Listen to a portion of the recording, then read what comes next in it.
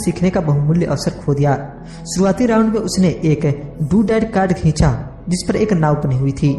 पहले तो वह खुश हुई, अरे मेरे पास तो एक नाव है। फिर जब उसके मित्र ने यह बताया कि किस तरह आंकड़े उसके इनकम स्टेटमेंट और बैलेंस शीट पर काम करते हैं तो वह कुंठित हो गई, क्योंकि उसे गणित जरा भी पसंद नहीं था। बाकी के खिलाड़ियों ने शांतिपूर्वक इंतजार किया जब उसका दोस्त इनकम स्टेटमेंट, बैलेंस शीट और मासिक कैश फ्लो के बारे में उसे समझाता रहा। अचानक जब उसने यह जान लिया कि आंकड़े किस तरह काम करते हैं तो उसे यह जानकर झटका लगा कि उसकी नाव उसे जिंदा खा रही है। बाद में वह डाउन साइज हो गई और उसे एक बच्चा भी हो गया। यह उसके लिए एक भयानक खेल साबित हुआ। कक्षा के बाद उसका दोस्त आया और उसने मुझे बताया कि वह बहुत विचलित है। वह कक्षा में निवेश के बारे में सीखने के लिए आई थी और उसे यह बहुत मूर्खतापूर्ण लगा था कि इतने बेकार खेल को खेलने में इतना ज्यादा समय बर्बाद किया जाए। उसके मित्र ने उसे यह समझाने की कोशिश की कि वह अपने भीतर झांक कर देखे कि क्या यह खेल उसके किसी अंदरूनी पहलू को उजागर कर रहा था। इस सुझाव पर उस महिला ने अपना पैसा वापस मांग लिया। उसने कहा कि यह विचार मूर्खतापूर्ण है कि कोई खेल किसी के अंदरूनी पहलू को उजागर करता है। उसका पैसा तत्काल वापस कर दिया गया और वह वापस चली गई। 1984 से मैं करोड़ों कमा रहा हूँ और सिर्फ इसलिए कमा रहा हूँ क्योंकि स्कूल सिस्टम वह नहीं सिखाता जो मैं सिखा रहा हूँ। स्कूल में ज्यादातर शिक्षक भाषण देते हैं। अपने छात्र जीवन में मुझे भाषणों से चिढ़ थी। मुझे बहुत जल्दी बोरियत हो जाती थी और मेरा दिमाग इधर उधर भटकने लगता था। 1984 में मैंने खेल खेल में शिक्षा देना शुरू किया। मैंने वयस्क विद्यार्थियों को प्रोत्साहित किया कि वे इन खेलों को ज्ञान बढ़ाने के इस पहलू से देखें कि वे क्या जानते हैं और उन्हें क्या सीखना चाहिए। सबसे महत्वपूर्ण बात यह है कि इस खेल से आदमी के व्यवहार पर भी प्रकाश पड़ता है। यह एक तत्कालिक फीडबैक सिस्टम भी है। टीचर लेक्चर दे, इसके बजाय खेल का एक व्यक्तिगत लेक्चर बन जाता है जो आपके लिए ही बनाया गया है। उस महिला के मित्र ने बाद में मुझे पूरी बात बताने के लिए फोन किया। उसने कहा कि उसकी मित्र अब शांत है। शांत होने के बाद उसने खेल और अपने जीवन के बीच के कुछ आपसी संबंध भी महसूस किए हैं। हालांकि उसके और उसके पति के पास नाव नहीं थी, परंतु उनके पास बाकी सब चीजें थी। वह अपने तलाक के बाद बहुत नाराज थी। उसका पति एक कम उम्र की महिला के साथ भाग गया था और 20 साल के वैवाहिक सेवन के बाद उनके पास दौलत के नाम पर बहुत कम सामान था।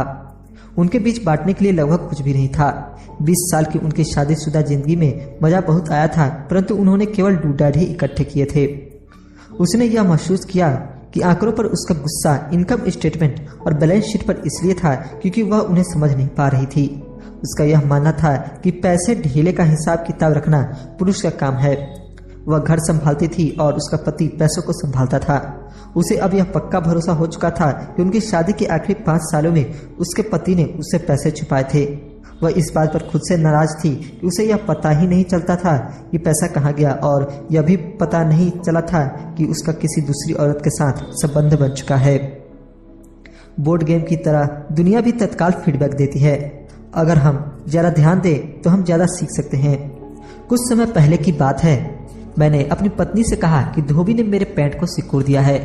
मेरी पत्नी धीमे से मुस्कुराई और उसने मेरे पेट में उंगली गिराते हुए बताया कि पैंट नहीं सिकुड़ा है, बल्कि कोई और चीज फैल गई है।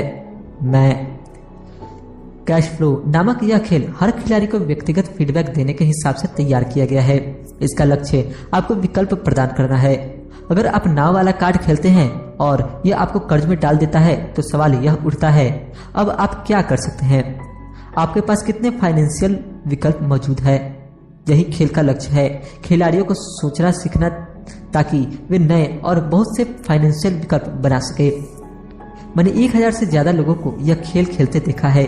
वे लोग जो इस खेल की चूहा दौड़ से सबसे जल्दी निकल जाते हैं, उन्हें अंकों की समझ होती है और उनके पास रचनात्मक फाइनेंशियल दिमाग होता है। वे बहुत से फाइनेंशियल विकल्पों को देख सकते हैं। जिन लोगों को सबसे ज्यादा समय लगता है वे ऐसे लोग होते हैं जिन्हें अंकों की समझ नहीं होती और जिन्हें प्रायः निवेश की ताकत का एहसास नहीं होता। अमीर लोग प्रायः रचनात्मक होते हैं और सोच समझकर खतरे उठाते हैं।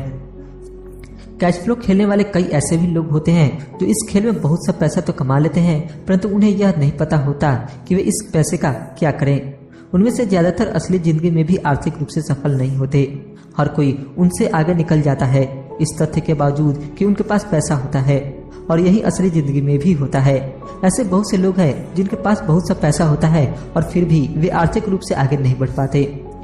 अपने विकल्पों अपने विकल्पों को सीमित कर लेना पुराने विचारों से चिपके रहने की तरह है।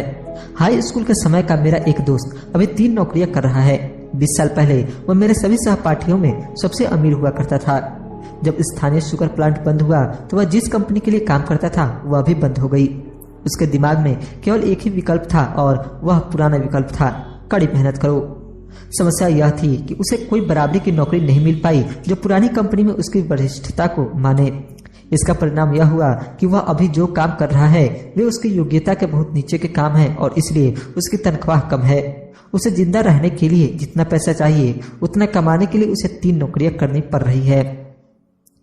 मैंने कैश फ्लो खेलने वाले लोगों को यह शिकायत करते सुना है कि सही मौका देने वाले कार्ड उनके पास नहीं आ रहे हैं, इसलिए वे जहां के तहां बैठे रहते हैं। मैं ऐसे लोगों को जानता हूं जो असली जिंदगी में भी ऐसा ही करते हैं। वे बैठकर सही मौके का आने का इंतजार करते हैं। मैंने लोगों को सही मौके वाले कार्ड का इंतजार करते देखा है और फिर उनके पास पर्याप्त पैसा नहीं होता। फिर वे यह शिकायत करते हैं कि अगर उनके पास ज्यादा पैसा होता तो वे चूहा दौड़ से बाहर निकल सकते थे, इसलिए वे वहीं बैठे रहते हैं। मैं असली जिंदगी में भी ऐसे लोगों को जानता हूं जो यही करते हैं। वे महान अवसर देखते हैं परंतु उनके पास पैसा नहीं होता। और मैं देखता हूं कि लोग एक महान अवसर वाले कार्ड को खींचते हैं, उसे जोर से पढ़ते हैं और उन्हें यह पता ही नहीं होता कि यह एक महान अवसर है। उनके पास पैसा भी होता है, समय भी होता है, समय भी सही होता है, कार्ड भी होता है, परंतु वे अवसर को नहीं देख पाते। वे यह देखने में असफल हो जाते हैं कि चूहा दौड़ से बच निकलने के लिए यह किस तरह उनकी फाइनेंशियल योजना में फिट होता है। और मेरी राय में इस तरह के लोग दूसरे सभी तरह के लोगों से ज्यादा संख्या में होते हैं। ज्यादातर लोगों की जिंदगी में एक बार मिलने वाला सुनहरा अवसर उनके सामने पड़ा हुआ मिलता है, परंतु वे उसे नहीं देख पाते। 1 साल बाद उन्हें इनका पता चलता है जब बाकी सभी लोग अमीर बन जाते हैं। फाइनेंशियल बुद्धि का मतलब है ज्यादा विकल्प होना। अगर अवसर आपके सामने नहीं आ रहे हैं तो आप अपनी आर्थिक स्थिति सुधारने के लिए क्या कर सकते हैं? अगर कोई अवसर आपकी गोद में आ रहा है और आपके पास पैसा नहीं है और बैंक वाले आपको उधार नहीं दे रहे हैं तो आप उस अवसर से कैसे लाभ उठा सकते हैं? अगर आपका अनुमान गलत है और अगर आप जिसकी उम्मीद करते हैं वह नहीं होता है तो आप किस तरह एक नींबू को लाखों में बदल सकते हैं? यही फाइनेंशियल बुद्धि है।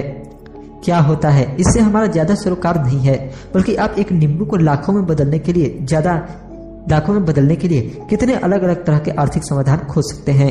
इसका मतलब है कि आप अपनी पैसों की समस्याओं को सुलझाने में कितने रचनात्मक है। ज्यादातर लोग केवल एक समाधान जानते हैं, कड़ी मेहनत करो, बचत करो और उधार लो। तो आपको अपनी फाइनेंशियल बुद्धि क्यों बढ़ानी चाहिए? क्योंकि आप उस तरह के इंसान होना चाहते हैं जो अपनी किस्मत खुद बनाता हो। आप जो होता है होने देते हैं और उसे बेहतर में बदलने की क्षमता रखते हैं। बहुत कम लोग यह समझ पाते हैं कि किस्मत भी हम ही बनाते हैं, जिस तरह की पैसा बनाया जाता है। अगर आप ज्यादा किस्मत वाले होना चाहते हैं और ज्यादा पैसा बनाना चाहते हैं तो कड़ी मेहनत करने के अलावा आपकी फाइनेंशियल बुद्धि महत्वपूर्ण है। अगर आप उस तरह के आदमी हैं जो सही चीज होने का इंतजार करता है तो शायद आपको बहुत लंबे समय तक इंतजार करना पड़ेगा। यह तो उसी तरह की बात हो गई कि आप गैरेज से गाड़ी निकालने के पहले यह सुनिश्चित करना चाहें कि अगले 5 मील तक की सभी स्ट्रीट लाइट हरी हो। जब हम छोटे थे तो अमीर डैडी माइक और मुझे लगातार यह बताते, पैसा असली नहीं है। अमीर डैडी हमें बार बार यह याद दिलाया करते थे कि जब हमने प्लास्टर ऑफ पेरिस के सिक्के ढाले थे तो हम पैसे के रहस्य के सबसे करीब आ गए थे, क्योंकि हम पैसा बना रहे थे। गरीब और मध्य वर्ग पैसे के लिए काम करते हैं। उनका कहना था, अमीर लोग पैसे बनाते हैं। आप धन को जितना असली समझेंगे आप उसके लिए उतनी ही ज्यादा मेहनत से काम करेंगे। अगर आप इस विचार को मन में उतार लें कि पैसा असली चीज नहीं है तो आप ज्यादा तेजी से अमीर बन सकते हैं। अगर पैसा असली चीज नहीं है तो फिर क्या है? माइक और मैं उनसे यह सवाल पूछते थे। पैसा वह है जिसके बारे में हम सहमत हो जाए, अमीर डैडी इतना ही जवाब देते थे। हमारे पास जो इकलौती सबसे शक्तिशाली पूंजी है वह है हमारा दिमाग। अगर इसे अच्छी तरह प्रशिक्षित कर दिया जाए तो यह एक पल में ढेर सारी दौलत बना सकता है।